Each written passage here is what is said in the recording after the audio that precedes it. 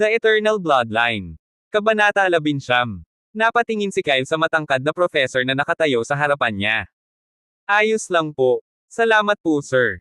Magalang siyang tumango bago inilagay ang libro sa loob ng storage ring, tila masyado siyang engrossed sa pagbabasa at nakalimutan ang paligid. Lalong lumalim ang pagkunot ng noo ni Professor Liam, kung ano man ang gusto ko lang tulungan, tingnan natin kung paano mo naiintindihan ang napakahirap na manual ng mag-isa. Walang pakialam ang professor na naglakad patungo sa isa pang estudyante. Marami na siyang nakitang ganitong uri ng mga estudyante na nag-iisip na matututo sila ng kahit ano nang walang tulong ng sinuman. Sa huli, lahat sila ay tumatakbo para humingi ng tulong.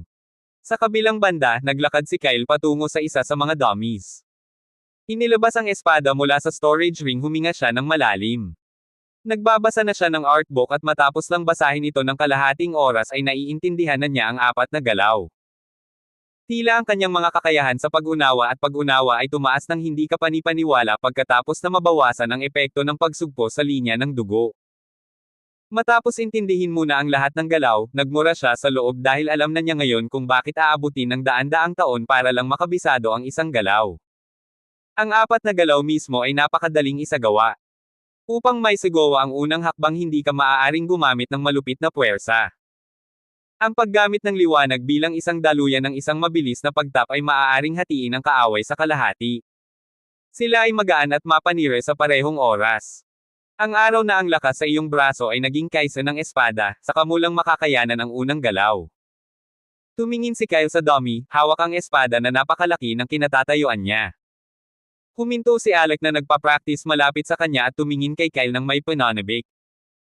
Noong nakikipaglaban sila sa mga goblins, napansin ni Alec na gumamit lamang ng brute force si Kyle nang walang tamang pamamaraan para patayin ang mga goblins. Napatingin din sa kanya si Professor Liam na naghihintay kay Kyle na humingi ng tulong.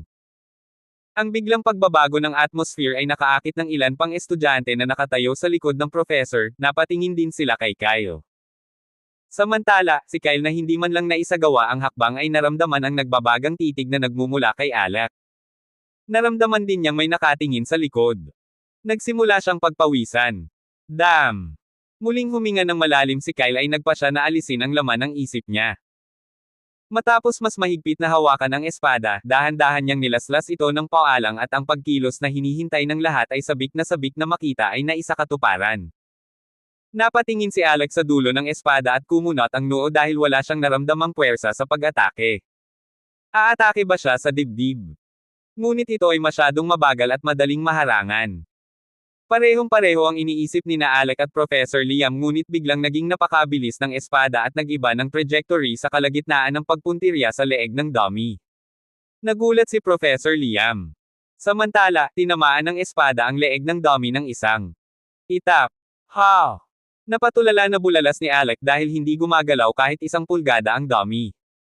Napakagaan ng tama na pakiramdam niya ay kaya niyang tanggapin ang libu-libong hit na iyon nang hindi nagkakaroon ng scratch. Paf! Ang tawanan ng mga estudyanteng nakatayo sa likod ng propesor ay nakakuha ng atensyon ng ibang mga estudyante. Anong nangyari? May nagtanong. Hahahadam. Nakakatuwa naman. He took such an overbearing stance only to tap the dummy gently. Hahaha, tama, akala ko pagkatapos ng mahabang pagtayo ay may gagawin siyang kahangahangang bagay.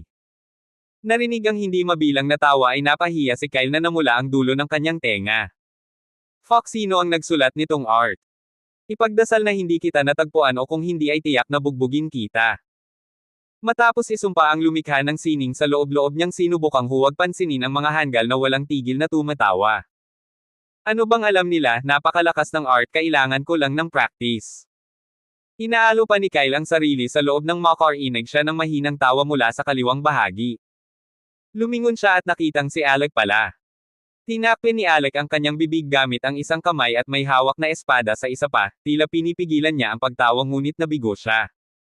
Nang makita ang nanginginig na katawan ni Alec ay may nombak na ugat sa noo ni Kyle at nawala ito. Tinatawanan mo ba ako? Parang gusto mong tumama sa espada ko. Frustration na bulalas ni Kyle bago itinutok ang dulo ng espada kay Alec. Haha, hindi ako. Alam ni Alec na hindi maganda ang nangyayari, ngunit hindi pa rin niya napigilan ang pagtawa. He found it funny how Kyle was trying his best to show a serious expression just like a kid who lost a bet. Mas nakapukaw ng atensyon ang tawa ni Alec, ngayon lahat ng estudyanteng naruroon sa loob ng training ground ay nakatingin kina Alec at Kyle. Ha! Kyle sarcastic at tulala na tumingin kay Alec. Anong nakakatawa, kahit ang mga estudyanteng nakatayo sa likod ng propesor ay hindi natatawa ng ganito. Dam, ikaw ang nagtanong nito. Galit na mukha, inatake ni Kyle si Alec. Gustong tumigil ni Alec sa pagtawa at humingi ng paumanhin ngunit nang makitang may espadang dumiretso sa kanyang mukha ay napatigil siya sa pagtawa bago madaling nailag ang atake ni Kyle ng isang slash. Matapos ilihis ang pag-atake, nagpa siya si Alec na ayusin ang mga bagay-bagay. Alam niyang napakalayo na niya sa pagkakataong ito. I'm sorry, hindi ko sinasadya. Nakakatawa lang yung expression mo. Ang paghingi niya ng tawad ay lalong ikinagalit ni Kyle dahil kahit humihingi ng tawad ay nakangiti si Alec. Ngayon ay wala nang gusto si Kyle kundi ang panasa ng nakakainis na ngiti sa mukha ni Alec. Damit. Tumatawa ka pa. Stop laughing and then sorry. Paulit-ulit na umatake si Kyle, pero ang mas ikinadismayan niya ay kahit anong atake niya, madali itong ililigpit ni Alec nang hindi napipigilan. Tanging si Professor Liam na seryosong nanunood ng laban sa simula pa lang ay nakapansin sa maliit na pagbabago sa galaw ni Kyle. Nagiging pino ang kanyang mga galaw habang ginagamit niya ang kanyang espada, imahinasyon ko ba ito? Habang pinapanood ni Professor Liam ang laban, lalo siyang natitiyak na hindi siya nag-iisip ng mga bagay-bagay. Talagang nag-improve si Kyle habang umaatake. Sa kabilang banda, napansin din ni Kyle kung paano siya nag-improve sa napakabilis na bilis dahil ngayon ay ganap na niyang nai-execute ang lahat ng basic sword moves. Ang ipinagtataka niya ay ilang beses pa lang niya itong pinagpraktisan noon kasama ang kanyang kuya. Sa oras na iyon ay hindi pa niya nakumpleto ang pangunahing pagsasanay dahil sa kawalan ng interes.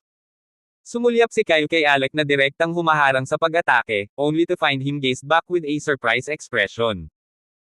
Nang makita ang pawis na tumutulo mula sa kanyang noo ay sigurado si Kyle na ngayon ay nakaramdam ng pressure si Alec. Para kay Alec, hindi gaanong na-pressure dahil madali pa niyang na-block ang bawat atake ni Kyle. Pero para kay Kyle, malaking achievement iyon dahil kakasimula pa lang niyang matuto. Muling umatake si Kyle pero mas seryoso na ngayon, habang pinagmamasdan ang bawat maliliit na galaw. Muling nagsalubong ang kanilang mga espada, na gumawa ng malakas na tunog. Clank! Madaling hinaranggan ni Alec ang pag-atake, nakita na lamang niya si Kyle na umaatake muli. Katulad ng kanina ay haharangin ni Alec ang pag-atake ngunit nalaman niyang lumabo ang espada ni Kyle at naging napakabilis.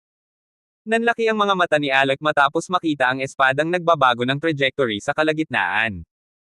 Ito ay ang parehong galaw na nagpatawa sa lahat. At sa unang pagkakataon, naramdaman niya ang napakatinding banta na nagmumula sa espada ni Kyle. Nagmamadaling umatras si Alec para harangan ang espadang nakatutok sa kanyang leeg. Clank! Sa pagkakataong ito ay masyadong malakas ang tunog at napaatras ng ilang hakbang si Alec. Gulat na gulat niyang tiningnan si Kyle, hindi lang siya kahit si Professor Liam ay may gulat sa likod ng seryoso niyang mukha. Alam nilang pareho kung hindi nakita ni Alec ang paglipat noon ay walang paraan na maharangan niya ito. Ang mga estudyanteng tumatawa noon ay hindi makapaniwala na ang lakas sa likod ng maliit na tap, na iyon ay napakalaki kung hindi nila ito nakita ng kanilang mga mata. Hingal na napatingin si Kyle kay Alec sabay ngisi. Ginamit niya ang lahat ng kanyang lakas at pagod. Haha! Let's stop. I admit talo, pwede mo akong pagtawanan. Inilagay ni Kyle ang espada sa loob ng storage ring na may nasisiyahang ekspresyon bago humiga sa lupa habang nag-iisip sa loob. Unang strike, alisin. Napangiti si Professor Liam nang marinig ang sinabi ni Kyle. Napatingin siya sa lahat ng ibang estudyanteng nanunood ng away ni Kyle at Alec. Anong ginagawa niyong lahat? Kung ayaw mong mag-training, umalis ka na sa training grounds. Galit na sigaw ng propesor ang nagpawala sa kanilang mga iniisip at tumuon sa kanilang pagsasanay. Umiling si Alec at kumuha ng bote ng tubig bago itinapon kay Kyle. You did great. Maglaban ulit tayo next time. An invitation to fight the number 1 first-year student. Bakit hindi pumayag si Kyle? Oo naman. Nakangiting sumang-ayon si Kyle. Samantala, si Professor Eliza pagkalabas ng silid-aralan ay nagtungo sa opisina ni Vice Principal George para mag-ulat tungkol sa rankang assessment. Bahagyang kumatok siya sa pinto bago marinig ang mahinahon at seri na boses mula sa opisina. Pumasok ka na. Binuksan ni Aliza ang pinto at pumasok sa loob. Walang magarbo sa loob ng opisina. May ilang painting na nakasabit sa mga dingding at isang maliit na mesa na puno ng mga papel. Si Vice Principal George ay nakaupo sa isang upuan sa likod ng mesa na may suot na salamin. Nandito ako para magulat tungkol sa performance ng bagong estudyante. Tumingin si Vice Principal George kay Aliza bago tinanggal ang salamin na suot niya. Paano sila nag-perform? Any students exceeding expectations? Inilapag ni Aliza ang ilang dokumento sa harap ng Vice Principal bago nagsalita. As expected si Alec ang nakakuha ng first place, Carcel second, and so on. Yung student lang na nagngangalang Kyle Ohan, ang gumanap na lampas sa criteria na itinakda mo. Naabot din niya ang plus F rank bigla. Tumango si Vice Principal George sa lahat ng sinabi ni Aliza. O gaya ng inaasahan sa estudyanteng iyon Kyle. Huminto siya sa kalagitnaan at tumingin kay Aliza nang nanlalaki ang mga mata bago nagtanong na may halong pagdududa. Sino ang sinabi mong umabot sa plus F rank? Napangiti si Aliza, alam niyang mahirap paniwalaan considering how the vice principal described Kyle as a tamad and untalented kid na swerte lang. Gayunpaman, inulit niya ang kanyang mga salita. Kumunat ang noo ni Vice Principal George at nag-isip ng malalim. Paano? Buti na lang naabot ni Kyle ang plus F rank. Ngunit ang pag-abot nito sa loob lamang ng isang linggo ay hindi tama. Matapos magkwento tungkol sa ilan pang mga mag-aaral ay umalis na si Aliza sa opisina dahil kailangan niyang harapin ang iba pang mga bagay. Nagmamadali ding inayos ni Vice Principal George ang ilang mga papel bago lumabas ng opisina na may seryosong ekspresyon. Hindi nagtagal ay narating niya ang training grounds na idinisenyo para sa mga mag-aaral sa unang taon. Pagtayo sa itaas na bahagi ng training ground ay sinulyapan niya ang mga estudyante. Masigasig na nagsasanay ang lahat. Sa pag-scan sa siksikan ng mga estudyante ay nakita ng mga mata niya sina Carcel at Lara bago huminto kay Alec na pawis ngunit walang tigil pa rin ang paghampas ng espada sa dummy. Bahagyang pinalambot ni Alec ang seryosong mukha ng prinsipal, ngunit hindi nagtagal ay hindi na matagpuan ang lambot na iyon. Isang estudyanteng nakahandusay sa sahig habang naglalarong umiikot ng bote ng tubig gamit ang kanyang mga kamay. Hindi pinagpapawisan ng estudyanteng iyon at hindi rin may hawak na armas. Natigilan ng vice principal at sipain si Kyle. Huminga siya ng malalim para kumalma dahil hindi siya magmumukhang maganda sa pagbugbog ng estudyante. Matapos kumalma ay umalis ang vice principal na may dismayadong ekspresyon. Ano ang aking maliban? Sa kabilang banda, si Kyle na nakahandusay sa sahig habang nag-iisip kung paano naging malinaw ang kanyang isip kamakailan, ay parang may nagbabadmouth sa kanyang likuran. Tumayo siya at lumingalinga sa paligid para tingnan kung sino ang nangahas, ngunit wala siyang nakita. Ang lahat ay abala sa pagsasanay. Siguro masyado akong nag-iisip. Matapos may unat ng kaunti ang katawan ni Kyle ay inilabas ni Kyle ang espada mula sa storage ring. Pagkatayo ng maayos sa harap ng dummy ay iniwagayway niya ang kanyang espada pahiga. Katulad ng dati, binago ng espada ang trajectory sa kalagitnaan bago tumama sa leeg ng dummy. Kasunod ng tunog ng tama ang dummy ay medyo nanginginig mula sa kinalalagyan nito, na nagpapakita ng hindi kapani-pani walang puwersa sa liod ng pag-atake. Ang mga mag-aaral ng Royal Academy ay nagiging abala sa kanilang pang-araw-araw na buhay, gumising ng maaga, kumukuha ng mga klase, at pagsasanay pagkatapos. Ganito rin ang routine na ito para sa lahat, sinunod din ito ni Kyle ngunit hindi tulad ng ibang masisipag na estudyante na nagsasanay araw at gabi ay hindi masyadong optimistic si Kyle dahil ilang oras lang siyang magsasanay bago magpahinga. Nais niyang maging malakas pagkatapos malaman ang tungkol sa bloodline, ngunit walang mahalagang bagay na kailangan niyang asikasuhin ng madalian. Gayun din, ang mga taong kilala niya ngayon ay may kakayahang pangalagaan ang kanilang sarili. Kaya naman kahit gustong maging malakas ni Kyle ay hindi siya nagmamadali tulad ni Alec na nakakita ng katapusan ng mundo. Sa kabilang banda, mas nabigla si Alec na nakabantay kay Kyle nang mag-sparring sila, dahil sa isang buwan lang ay katumbas na ng isang taong nag-practice ng ilang taon ang mga nagawa ni Kyle. Kapag nag-spar sila ay laging natatalo si Kyle pero habang tumatagal ay nagiging pino at lumalakas ang mga galaw niya. Ang mas ikinamangha ni Alec ay hindi man lang na-practice ni Kyle ang mga galaw na iyon, parang pinagmamasdan ni Kyle ang lahat sa buong oras na nanatili siya sa training grounds at ginamit ang mga galaw na iyon nang makipaglaban siya kay Alec. Maliban kay Alec, nakipag-sparring din si Kyle kay Carcel. Sa unang pagkakataon na nakalaban ni Carcel si Kyle, hindi lang siya kundi lahat ng naruroon sa loob ng training ground ay nabigla dahil kahit natalo si Kyle sa huli ay nagawa niyang labanan si Carcel ng higit sa 5 minuto. Talagang hindi ka panipaniwala kung ang talento ni Kyle ay B-rank lamang habang si Carcel ay isang taong may negative, triple S rank talent. May isang bagay din na labis na ikinadismaya ni Alec. Siya at si Carcel kasama ang iba ay magpe-practice buong gabi kahit si Nine minsan ay nag-practice buong gabi ngunit aalis si Kyle sa oras na sumapit ang orasan ng 6 p.m. Tamad si Kyle, hindi lang konti tamad na tamad.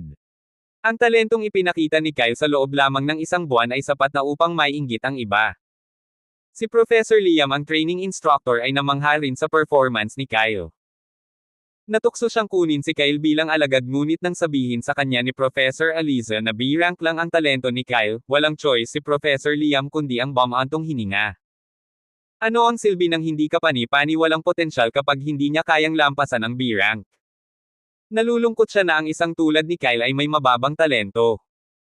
Kung siya lang ang may S-rank o mas mataas na talent, madali niyang makakalaban ang isang tulad ni Alec. Sa buwang ito, medyo naging malapit din si Kyle kina Alec at Carcel dahil sa madalas nilang pag-sparring sa isa't isa. Noong una, hinala ni Kyle ang palakaibigang ugali ni Alec dahil kahit hindi siya pinapansin ni Kyle ay susubukan niyang lapitan ito, ngunit habang lumilipas ang panahon at nakita niyang masyadong palakaibigan si Alec naisip ni Kyle na baka mali ang pagkakaintindi niya sa kanyang magandang intensyon. At dahil din sa pag-iisip tungkol sa parehong bagay sa mahabang panahon ay hindi ang gagawin ni Kyle. Nakita niyang nakakainis at nakakaubos ng oras, imbes na mag-isip at mapagod ang utak ay mas mabuting matulog na lang siya. Ang pakikipag-ugnayan ni Kyle at Alec ay hindi sa puntong tinawag silang matalik na kaibigan ngunit sapat na iyon para maging sanhi sila ng mga kaibigan sa isa't isa. Hindi pa rin komportable si Lara sa tabi ni Kyle dahil hindi muna niya ito pinansin. Sobra rin para sa kanya na pumunta na lang at umupo kay Kyle at magpanggap na walang nangyari. Kaya naman lagi niyang hinihila si Mia papunta sa mga upuan sa likod. Dahil sa kanila, walang choice si Alec kundi ang pumunta at umupo sa kanila. Nang tumama ang unang buwang marka, si Alec ang unang nakalusot sa negative E-rank. Malapit na siya sa isang pambihirang tagumpay bago pumasok sa Royal Academy ngunit dahil sa isang taong nagnakaw sa kanyang misyon sa ranking assessment, wala siyang pagpipilian kundi maghintay para sa isang natural na tagumpay. Sa sandaling pumasok si Alex sa negative E-rank, nagkaroon ng kaguluhan sa loob ng Royal Academy. Ang paglusot sa negative E-rank sa murang edad ay isang malaking tagumpay. Personal ding binisita ni Vice Principal George si Alec at pinuri ito sa harap ng buong klase. Gusto ni Vice Principal George na maging mapagkompetensya ang mga bata at ang pinakamalaking dahilan ay gusto niyang sabihin sa ilang maswerteng brat na mag-ensayo ng husto kung hindi ay patulsikan niya ito sa academy. Hindi alam ni Kyle na nakaupo kasama si Nine kung ano ang nagawa niyang mali para makakuha ng malamig na titig mula sa Vice Principal. Nagsusumikap siya at pinupuri siya ng lahat kaya bakit tinitigan siya ng Vice Principal. Ang hindi niya alam ay sa tuwing tinatimad siya o nagpapahinga ay makikita siya at magagalit ang Vice Principal. Halos hindi napigilan ng Vice Principal ang sarili na paalisan na lang si Kyle sa academy. Walang nakakaalam kung nagkataon lang o ang malas ni Kyle. Kinaumagahan gaya ng dati ay nagising si Kyle at nagsimulang maghanda para sa klase, ngunit bago pa niya mabuksan ang pinto ng dorm ay napansin niyang may kulang. Napalingon siya at napatingin sa nag-iisang mesang naruroon sa loob ng silid, naruroon din ang isang bundle ng mga damit na nakakumpol sa ibabaw ng mesa, ngunit walang iba. Nasaan ang itlog? Nagpanik si Kyle. Dali-dali siyang lumapit sa mesa at kinuha ang lahat ng damit, ngunit wala. Tumingin din siya sa ibaba ng mesa ngunit wala siyang nakita. Nasaan na? Pinagpapawisan si Kyle, naalala niyang nakita niya ang itlog kagabi bago siya matulog. Paano siya magiging pabaya, nangako siya sa Phoenix na aalagaan ito. Damn it! Pawisan ng mga palad ni Kyle na pumunta sa kama, gusto niyang itapon ang mga kumot sa kama at tingnan ang buong silid, ngunit bago pa niya matamaan ang kanyang kaliwang paa. Click! Tumingin si Kyle sa ibaba sa kanyang mga paa, nakahinga siya ng maluwag bago pinulot ang pulang itlog na nasa sahig. Bakit ka nandito? Muntik mo na akong takutin. Tiningnan niya ang itlog na may singkit na mga mata dahil ang pulang kulay ay nagsisimula ng magbago sa isang malalim na kulay ng apoy. Mapipisa ba ito? Naglakad siya patungo sa mesa na may pagtatanong na tingin. Pag-aaralan pa sana niya ang itlog ngunit nahuhuli na siya sa klase. Kaya naman dahan-daang nilagay ni Kyle ang itlog sa ibabaw ng nakakumpol na damit at aalis na sana. Tremble. Click. Napatulala ang tingin ni Kyle sa itlog, nanginginig ito and the moment he took a step back, parang sinusubukang sundan siya ng itlog. Ano ba? Nagmura siya ng malakas. Ang munting lalaking ito. Paano kung pagkalabas niya ng kwarto ay nahulog ulit ito sa sahig? Sa pagkakataong ito ay malamang na masira ito. Kung mapipisa ka, lumabas ka na lang. Hindi naman kasi kita laging buhat-buhat. Delikado. Frustrated expression, dinampot ni Kyle ang itlog at pagkatapos ipasok sa loob ng maliit na bag ay itinali niya ito sa bewang bago tuluyang lumabas ng classroom. Kabanata 20. Sa loob ng isang marangyang silid ng kastilyo ng Kingdom Escalante, isang pulong ang ginanap sa pagitan ng mga big shot ng bawat kaharian ng East Continent. Ang silid ay maluwag, na puno ng iba't ibang mga antigo ng kasaysayan. Sa gitna ng silid na napapaligiran ng iba't ibang projection na may iba't ibang laki ay nakaupo sa isang sofa si King Cedric, habang seryoso ang suot. Nakaupo sa kaliwa niya si Duque Valenza at sa kanan naman ay si Duque Evan. Nabasag ang katahimikan ng isang malalim na boses na nagmumula sa isa sa pinakamalaking projection na lumulutang sa loob ng silid. Ito ang inaasahan namin. Ang projection ay nagpakita ng isang matandang lalaki na nakasuot ng puting damit, naka-crossleg sa tuktok ng isang puno. Napabuntong hininga ang matanda na may komplikadong ekspresyon. Kung nakita ni Vice Principal George ang matanda ay makikilala niya agad ito. Ang matanda ay ang principal ng Royal Academy na umalis ilang buwan na ang nakalipas ng walang sinasabi. Matapos makatanggap ng balita tungkol sa hindi pangkaraniwang pag-uugali ng halimaw malapit sa mga hangganan, agad na umalis ang principal sa kaharian patungo sa madilim na kagubatan. At sa takot ng lahat ay nakakita siya ng mga bakas ng isang monster lord na ipinanganak sa loob ng Dark Forest. Bumantong hininga ang principal at nagsalita, may bahid ng pag-aatubili ang kanyang boses. Sa huling pagkakataong lumitaw ang isang monster lord, at sumalakay sa mga tao ay nawasak ang isang buong kontinente. Sa huli, lahat ng iba pang kontinente ay nagsanib puwersa para talunin ang monster lord. Matapos kumpirmahin ng principal ang kanyang mga salita ay sumiklab ang mainit na talakayan sa loob ng silid. Ang lahat ng mga taong naruroon sa loob ng mga projection ay mga hari ng iba't ibang kaharian, lahat sila ay nagpahayag ng kanilang mga alalahanin. Kung talagang lumitaw ang isang monster lord, ang East Continent na pinakamalapit sa Dark Forest, ang unang target nito. At ayon sa kasaysayan ang pagkawasak na dulot ng isang monster lord, ay hindi isang bagay na maaari nilang pigilan sa kanilang maliit na kapangyarihan. Isang kabuuang 5 kaharian ang naruroon sa loob ng East Continent. At lahat sila ay napapaligiran ng madilim na kagubatan. Sa 5 kaharian na iyon, isa ang Kingdom Escalante sa pinakamalaki at pinakamayaman din dahil sa mataas na ekonomiya nito. Sa ngayon ang pinakamalakas na tao sa loob ng East Continent ay ang principal ng Royal Academy. Isa siyang individual na nakalusot sa Triple S rank ilang taon na ang nakararaan. Alam ng lahat na naruroon sa loob ng silid na maliban sa Central Continent na pag-aari ng mga tao, hindi sila makakaasa sa ibang kontinente dahil sa mga nakaraang taon ay lumala ang relasyon ng tao at ibang lahi. Madilim din ang ekspresyon ni Haring Cedric matapos marinig ang mga salita ng principal ngunit sa kabila noon, mahinahon siyang nagsalita. Ilang oras ba tayo? Ang kanyang mga salita ay parang bagyo habang ang lahat ay tumahimik, naghihintay ng sagot ng principal. Ang principal na nakaupo sa isang tree trunk ay tumayo at tumingin sa langit na may seryosong ekspresyon. Maximum 8 years, but if it decided to attack early maybe even less than 6 years. Tahimik ang lahat, ito ay isang sitwasyon kung saan kailangan nilang gamitin ang lahat ng mayroon sila o kaya ang tanging lumalapit sa kanila ay pagkawasak. Binasag ni King Foron mula sa Kingdom Whiteland, ang katahimikan at nagsalita tungkol sa isa pang mahalagang bagay na hindi napag-usapan dahil sa biglaang mapanganib na balita. Sigh. Malapit nang mabuksan ang gate ng Tower of Opportunity, kailangan na nating simulan ang pagpili ng mga mas batang talento para maging malakas sila para labanan ang paparating na kapahamakan. Ngayon sila na ang ating pag-asa. Pagkatapos magsalita ni Haring Foron, mula sa isa sa mga projection ay tumingin kay King Cedric at King Foron ang isang taong nakasuot ng maitim na damit bago nagsalita sa seryosong tono. Tama ka Foron, may narinig akong 2 taong may +SSS rank talent na lumitaw kamakailan. Ang isa ay nag-aaral sa loob ng Royal Academy habang ang isa ay inaalagaan sa ilalim ng Kingdom Whiteland. Prince Carcel II, son of King Cedric, also awakened the negative triple S rank talent. Kung hindi nag-aaral ang anak ko sa Royal Academy, hindi ko na malalaman ang tungkol dito. Nang marinig na may dalawang taong may plus triple S rank talent ay lumitaw sa loob ng kalapit na kaharian, lahat ng naruroon ay nabigla sa gulat.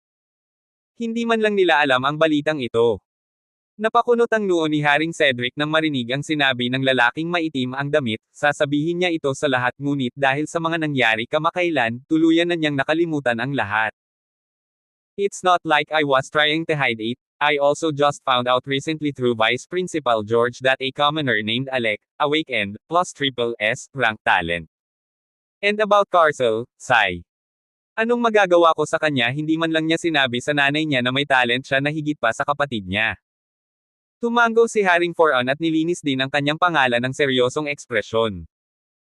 Ang taong mula sa aking kaharian na gumising sa plus triple S rank talent ay si Jan, na isa sa aking malayong kamag-anak. Isang sorpresa din para sa akin ang malaman ang tungkol sa kanya.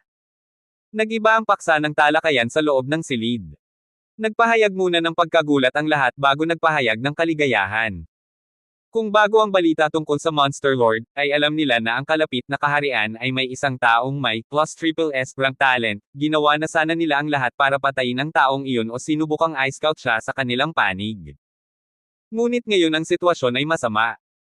Alam ng lahat na kung hindi sila magkaisa, nakalimutan ang tungkol sa pagnanakaw ng mga talento, hindi sila mabubuhay upang makita ang susunod na araw ng umaga. Tumagal ng ilang oras ang talakayan bago nagsimulang mawala ang mga projection, na nag-iwan lamang ng isang projection na naglalaman ng principal. Tumingin ang principal kay Haring Cedric at iritadong nagsalita. Bakit mo inimbitahan ang Dark Mage na iyon? Gusto ko munang itago ang balita tungkol kina Alec at Carcel. Ngayon alam na ng lahat, say. Napangiti si Haring Cedric nang makita ang matanda na parang bata na nagmumakmak. Ayos lang, hindi ngayon ang oras para magtago. Simulan na natin ang paghahanda para sa Tower of Opportunity, malapit na itong magbukas. Muling bumantong hininga ang principal bago walang ganang tumango. Ang usapin ng Tower of Opportunity ay pinakamahalaga, isinasaalang-alang ang nalalapit na kapahamakan na nakatayo sa harap ng kanilang mga pintuan. Ang mga tore ay nilikha ng mga ninuno ng Blue Planet para sa nakababatang henerasyon. Ang bawat kontinente ay may katulad na tore na nagbubukas minsan bawat 20 taon. Ang bilang ng mga entry sa loob ng tore ay limitado kaya ang bawat kaharian ay maaari lamang magpadala ng 100 individual bawat isa. Samantala, gaya ng nakagawian ay pumasok si Kyle sa silid-aralan na may tamad na ekspresyon, naglakad siya patungo sa mga upuan sa harapan at umupo. Walang laman ang upuan sa tabi niya, mukhang mas nauna siya ngayon kaysa 9. Hindi lang 9 kahit ang grupo ni Alec ay wala pa, dahil may 50 minuto pa bago magsimula ang klase. Humikab si Kyle at pinatong ang ulo niya sa mesa, matutulog na siya saglit dahil medyo nakakainip ang paghihintay sa simula ng lecture, pero naabala ang tulog niya ng panik na boses. Kyle! Kumunat ang noo ni Kyle at napatingin kay Nine na hingal na parang nagmamarathon lang. Tumayo siya at nagmamadaling naglakad papunta kay Nine. Calm down? Anong nangyari? After calming his breath, tumingin si Nine kay Kyle with a serious expression. May bad news ako sa'yo. Lalong lumalim ang pagkunot ng noo ni Kyle, simula umaga ay nakaramdam na siya ng kaba na may mangyayaring masama at ngayong narinig niya ang 9 words ay medyo nagpanik din siya. Tumingin si Nine kay Kyle, nag-aalangan kung sasabihin ba niya pero alam niyang kailangan niyang sabihin ang lahat dahil kung hindi ay malalaman ni Kyle sa iba. Dahil sa ilang kadahilanan, ang mga halimaw na malapit sa hangganan ay biglang sumalakay sa ilang maliliit na lungsod at maraming tao ang namatay. Nasira din nila ang ilang mga gusali. Pati ang Yan City ay kabilang sa mga lungsod na sinalakay. Naalala ko galing ka. Sandaling nablangko ang isip ni Kyle, kinilig siya sa kakaisip sa kung ano mang nangyayari sa kanyang pamilya. Nagsasalita si Nine pero sa ngayon ay wala sa kondisyon si Kyle para marinig ang mga sinasabi niya. Nang makita si Kyle na gumagawa ng madilim na ekspresyon na parang makakapatay siya ng sinuman, literal na natakot si Nine. Nag-aalala pa rin siya at may sasabihin pa sana siya pero bago pa niya magawa ay nagpanik na si Kyle at agad na lumabas ng classroom. Si Kyle ay walang anumang kagamitan sa komunikasyon na magagamit niya para makipag-ugnayan sa kanyang pamilya. Ang tanging gusto lang niyang gawin ay umalis kaagad sa academy para makita ang kanyang pamilya. Napatingin si Nine sa kumukupas na imahe ni Kyle, malapit nang pumasok sa classroom si Professor Eliza. Hikers pero nakasunod pa rin sa likod ni Kyle. Noong una ay gustong mapalapit ni Nine kay Kyle dahil ang tingin niya sa kanya ay isang malakas na tao, ngunit ngayon pagkatapos ng isang buong buwang pagsasama, seryoso siyang nag-aalala kay Kyle. Matapos tumakbo palabas ng classroom ay hindi alam ni Kyle ang gagawin, dahil hindi pinapayagan ang pag-alis ng academy ng walang pahintulot. Pawisan ng mga palad at blanko ang ekspresyon, iniisip niya ang gagawin ng hinawakan ni Nine ang balikat niya para pakalmayan siya. Magiging maayos din ang lahat, let's take a mission and go together. Sumulyap si Kyle kay Nine at matapos marinig ang mga salita nito ay nagsimula na siyang kumalma. Naikuyom niya ang kanyang mga kamao at tumango, hindi ngayon ang oras para maging impulsive. Pareho silang nagmamadaling naglakad patungo sa mission hall at nang hindi man lang lumilingon sa paligid, naglakad si Kyle patungo sa mission board at kinuha ang isang random na misyon sa pagkolekta ng damo. Sumunod din ang siyam, pareho nilang inabot ang mission page na napili nila sa binata na nakaupo sa likod ng reception. Kinuha ng binata ang mga pahina at sinulyapan si Kyle na may singkit na mga mata, medyo pamilyar siya. Ito ang basurang nakita ko noong nakaraang buwan. Kitang-kita ang pang-aalipuste sa mga mata ng binata, sinulyapan din niya si Nine na may suot na awkward na ngiti. Nang hindi sila binigyan ng pangalawang sulyap ay inirehistro niya ang kanilang mga pangalan bago nagsalita ng sarkastiko. Ang mga misyon na ito ng pagkolekta ng herb, ay naipost kahapon lang, mayroon kang 2 linggo upang kumpletuhin ang mga ito at bumalik kasama ang mga item. Walang pakialam si Kyle at wala rin siyang pakialam sa paraan ng pagsasalita ng binata, matapos makuha ang kumpirmasyon ng misyon ay nagmamadali siyang lumabas ng bulwagan kasama si Nine. Hindi nagtagal ay umalis silang dalawa sa academy, dumiretso sa nag-iisang teleportation array na nasa labas ng academy. Ang mga kalye sa harap ng academy ay napuno ng iba't ibang mga tindahan, ang ilan ay nagbebenta ng mababang ranggo ng mga core ng kasanayan habang ang ilan ay sining. Ilang tindahan din ang nagtitinda ng mga damit at iba pang pang-araw-araw na pangangailangan. Nang tumingin si Kyle sa storage ring ay naglabas si Kyle ng ilang mana stones na iniwan ng kanyang pangalawang kapatid sa loob, medyo abala siya sa academy at walang oras na kailangan niyang gumamit ng mana stones. Ngunit matapos tingnan ang halaga ay sapat lamang ito para sa isang solong tao na maglakbay. Sa kabilang banda, matapos makita si Kyle na naglabas ng ilang mga bato ng mana at nagsuot ng nag-aalalang ekspresyon, bumantong hininga si Nine. Kaya kung bayaran ang sarili ko. Nakahinga naman ng maluwag si Kyle at hindi na nagtanong pa. Pagkatapos maghintay ng kanilang turn, ginamit nila ang teleportation array upang direktang magtungo sa capital city. Kadalasan, hindi nagawang i-teleport ng mga teleportation array ang mga tao sa ganoong kalayuan ngunit dahil sa impluensya ng Royal Academy, hindi mahirap kumuha ng ilang advanced na materyales para sa mga teleportation array. Pagdating sa capital city, nakaramdam ng nerbiyos si Kyle dahil sa mga after effect ng teleportation array, dahil doon ay inabot sila ng 1 oras upang mahanap ang teleportation array na dumiretso sa Nyan City.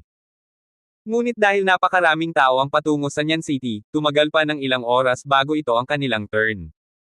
Habang lumilipis ang oras ay mas nababalisa si Kyle.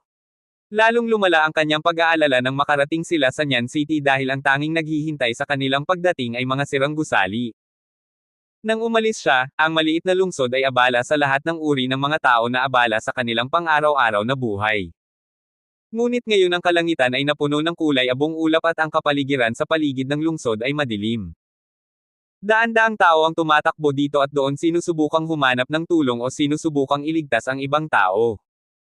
Walang nakikitang buhay na halimaw habang gumagala sa paligid ng lungsod ang iba't ibang gwardya na may hawak na pulang mga sandata. Ngunit tila ang reinforcement mula sa capital city ay dumating ng medyo huli dahil medyo maraming bangkay ang nakahandusay. Pinagmasdan ni Kyle ang kanyang paligid, nabubuhay sa loob ng mundong puno ng malulupit na tao na nakita na niya ang mga bangkay noon, ngunit ito ang unang pagkakataon sa kanyang buhay na nakaramdam siya ng matinding galit. Nakakuyom ang kamao sa galit na naglakad siya patungo sa kinaroroonan ng kanyang bahay. Bumigat ang kanyang mga paa at nanginginig ang kanyang puso sa pag-iisip na makita ang kanyang bahay sa katulad na kalagayan. Sa kabilang banda, si Nine ay tahimik na sumunod sa likuran ng hindi nagsasalita. Matapos makita ang kalagayan ng lungsod, umaasa na lang siyang maayos ang lahat. Matapos maglakad ng tahimik ng humigit kumulang 30 minuto, nakarating sila sa harap ng isa sa pinakamalaking gusali na naroroon sa lungsod. Ang kalagayan sa paligid ng bahay ay mas mahusay kaysa sa lahat ng iba pang lugar na nakita nila sa kanilang paglalakbay. Nakita ni Kyle ang isang pamilyar na pagod na mukha na nakatayo sa harap ng mga gate, nakikipag-usap sa ilang mga katulong. Matapos makita ang nasa katanghaliang gulang na lalaki ay tuluyang nakahinga ng maluwag si Kyle bago nagmamadaling tumakbo patungo sa lalaki. Ama! Napalingon si Baron Oha nang marinig ang pamilyar na boses na tumatawag sa kanya mula sa likuran. Ang kanyang damit ay kulubot at puno ng dugo. Nang makita si Kyle na tumatakbo palapit sa kanya ang pagod na mukha ng Baron ay nagpakita ng kaligayahan saglit. Hindi alintana ni Kyle ang matinding baho ng dugo na nagmumula sa matanda, na may maluwag na ekspresyon ay niyakap niya ang ama ng mahigpit. Makalipas ang ilang minuto, tuluyang binitawan ni Kyle ang kanyang ama at nag-aalalang tanong. Nasaan sina kuya at pangalawang kapatid? Walang imik si Baron Ohan at malungkot ang ekspresyon, nakita ang bahagyang basang mga mata ng kanyang ama nanginginig ang boses ni Kyle. Ayos naman sila. Tama. Nang hindi makatanggap ng tugon mula sa matanda, lumuwag ang pagkakahawak ni Kyle habang umaatres na may blankong ekspresyon. Bakit walang sinasabi si tatay? Napatingin siya sa mga katulong na nakatayo di kalayuan sa kanila na masakit ang ulo. Nasaan ang mga kapatid ko? Ang parehong tanong, ngunit sa pagkakataong ito ay mas kalmado ang boses ni Kyle at walang ekspresyon ang mukha.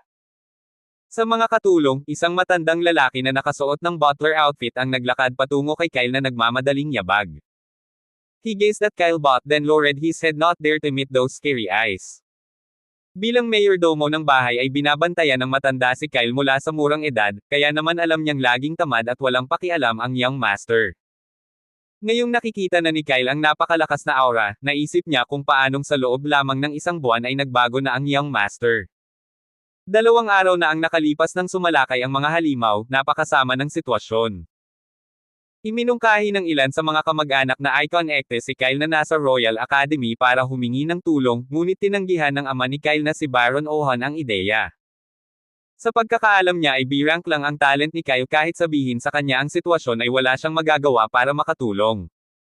Dahil din sa alam ni Baron Ohan kung sasabihin nila kay Kyle na susugod siya ng walang pakialam sa kahit ano. Napabuntong hininga ang butler, alam niya ngayong nandito si Kyle ay wala silang mate at agaw sa kanya. Young master, sundan mo ako. Walang sabi-sabing tahimik na sumunod si Kyle sa likod ng matanda na laging nangungulit sa kanya noong bata pa siya. Hindi nagtagal ay napadaan sila sa dating magandang hardin na puno ng mga sirang sanga ng mga puno. Nalanghap ang namamalagi na baho ng dugo mula sa paligid, sinulyapan ni Kyle ang puno ng dugo na damo at ang ilang halimaw na walang buhay na nakahiga sa paligid. Wala siyang sinabi. Gusto man niyang magsalita ay hindi lumabas sa kanyang lalamunan. Matapos dumaan sa malaking bakanteng koridor ay nakarating sila sa harap ng pinakamalaking silid sa loob ng gusali. Lumingon ang mayordoma at seryosong hinarap si Kyle. Young master, nakakatuwang makita na ikaw ay maayos. Dahil sa biglaang pagsiklab ng mga halimaw, parehong lumaban sina Master Nian at Master Ray kasama ang ilan pang makapangyarihang individual na naroroon sa loob ng lungsod. Nagawa rin nilang ligtas na mailikas ang kalahati ng mga mamamayan. Napatingin ng mayordoma kay Kyle na ngayon ay nakatutok sa mga pintuan ng silid. Gustong magmadali ni Kyle sa loob para makita ang sitwasyon ngunit mitiigang naghintay na matapos magsalita ang matanda. Mabuti naman ang lahat, dumating din ang reinforcement pagkatapos ng ilang oras pero biglang sa hindi malamang dahilan ay gumamit ng nakamamatay na poison skill ang pinuno ng mga halimaw sa grupo ng mga taong nakikipaglaban sa harapan. Ito ay isang A-rank Python, kasama sina Master Nian at Master Ray, 2 pang tao ang nasugatan sa biglaang pag-atake. Noong una ay walang seryoso ngunit makalipas lang ang 3 oras ay bigla na lang silang nakoma. Sa ngayon ay sinusubukan ng ilang manggagamot mula sa capital city ang kanilang makakaya upang mailigtas sila. Pagkatapos niyang magsalita ay tumalikod ang mayordoma at binuksan ang pinto. Sa mabagal na mga yapik, si Kyle ay pasuray-suray sa loob ng silid. Sinulyapan niya ang 4 na kama sa loob, sa wakas ay nakita niya ang 2 pamilyar na mukha na kanina pa niya gustong makita. Mabigat ang kanilang paghinga at mapatla ang kanilang mga kutis, kakaibang kulay itim na mga ugat ang kumakalat sa buong katawan nila. Ano ang maitutulong ko? Hindi gumagalaw si Kyle sa harap ng pinto at pinagmamasdan ng mga healer na sinusubukan nilang patatagin ang mga pasyente, ngunit tila walang gumagana. Wala akong magagawa. Sa unang pagkakataon ay naramdaman ni Kyle na wala siyang silbi. Napatingin siya sa mga palad niya. Kung mas malakas ako baka hindi ito mangyayari. Kasalanan ko ito. Kahit na siya ay mas mature kaysa sa kanyang mga kapantay, siya ay 16 na taong gulang pa lamang. Ang kanyang mga kapatid ay nakikipaglaban sa kamatayan sa kanyang harapan at ang tanging magagawa niya ay ang pagmasdan ng mga ito sa sakit. Nanginginig ang mga kamay at blanko ang ekspresyon, napatingin siya sa malamig na kamay na humawak sa kanyang balikat. Ama! Tumabi si Baron Ohan kay Kyle na basang-basa ang mga mata, tinapik niya ng mahigpit ang balikat niya. Magiging maayos din sila. Pinipigilan ni Kyle na malapit nang umiyak ang mga luhang gustong kumawala sa kanyang mga mata. Sinulyapan niya ang ama at mariin na ikinuyom ang mga kamao. Anong ginagawa ko? Pinaglalaban nila ang lahat ng mayroon sila. Paano ako mawawalan ng pag-asa? Matapos makakuha ng kaunting lakas ng loob mula sa matanda ay nakaramdam ng kalmado ang puso ni Kyle. Napatingin siya sa 4 na taong nakahiga sa magkaibang kama at isang magandang berdeng ilaw ang sumilay sa mga mata ni Kyle bago ito tuluyang nawala. Samantala, ang butler na nakatayo sa likod ng mag-ama ay napatingin sa bagong mukha na dala ni Kyle. Naglakad siya patungo kay Nine at nang malaman niyang kaklase at kaibigan ni Kyle si Nine ay humingi ng paumanhin ang mayordoma at inutusan ang ilang katulong na akayin si Nine patungo sa isang malinis na silid. Ngunit tinanggihan ni Nine ang alok at nagpa siya na tapusin ang misyon na kanilang kinuha bago umalis sa academy. Matapos sabihin sa mayordomo na ihatid ang kanyang mensahe kay Kyle ay umalis siya upang hanapin ang mga halamang gamot sa misyon. Pagkaraan ng 1 oras na pagtayo, parehong pumunta sina Baron Ohan at Kyle sa study para hintayin ang mga healer na magdala ng ilang balita. Napakabagal ng oras habang paikot-ikot si Kyle sa loob ng study. Hindi siya makaupo at hindi rin siya makakain o makainom ng kahit ano. Sa wakas, pagkatapos ng isa pang araw ng paghihintay, lumabas ng silid ang isang manggagamot na tila pinuno ng grupo. Ngunit ang balitang dala niya ay hindi gustong marinig ni Kyle o ng sinuman. Matapos subukan ng kanilang makakaya at gamitin ang isa sa mga pinakamahusay na healing potion, nagawang patatagin ng mga healer ang kondisyon ng pasyente ngunit ito ay pansamantala lamang. Kahit na gumamit sila ng isa sa pinakamataas na grade na healing potion ay hindi ito gagana dahil mabilis ang reaksyon ng lason ng sawa. Sa sandaling ito ay pumasok sa kanilang katawan ay kumalat ito sa loob ng mga ugat at nasira ang puso. Ayon sa mga manggagamot kung regular silang gumamit ng mga high-level potion sa mga pasyente upang patatagin ang kanilang kondisyon, ang mga pasyente ay maaaring mabuhay ng hanggang 8 buwan na maximum. Parang kidlat ang balita habang nakasandal si Baron Ohan sa study chair at noontog si Kyle sa dingding. But Kyle wasn't going to accept it, there's no way he can just let his brothers die. Pawisan ng noo, tumingin siya sa manggagamot na may baliw na ekspresyon. Sigurado ka bang wala ng paraan? Naniniwala akong may magagawa tayo para iligtas sila. Damn it.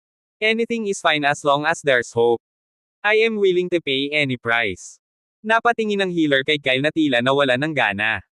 Matapos mag-isip ng ilang sandali at maalala ang isang bagay na imposible ay nag-alinlangan ang manggagamot. May paraan.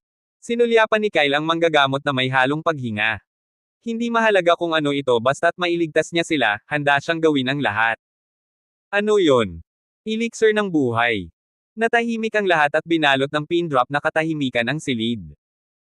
Kasama ang manggagamot na iniharap ng lahat sa loob ng silid na alam ang tungkol sa elixir ng buhay, ito ay isang bagay na napakahalaga. Ito ay hindi isang gayuma o anumang bagay na madaling gawin. Ang elixir ng buhay ay isang espesyal na siyam na dahon na damo na matatagpuan lamang sa lalim ng madilim na kagubatan. Ang isang magandang walang kulay na bulaklak ay sumisibol sa ibabaw ng damo pagkatapos gumugol ng 500 taon sa paglaki.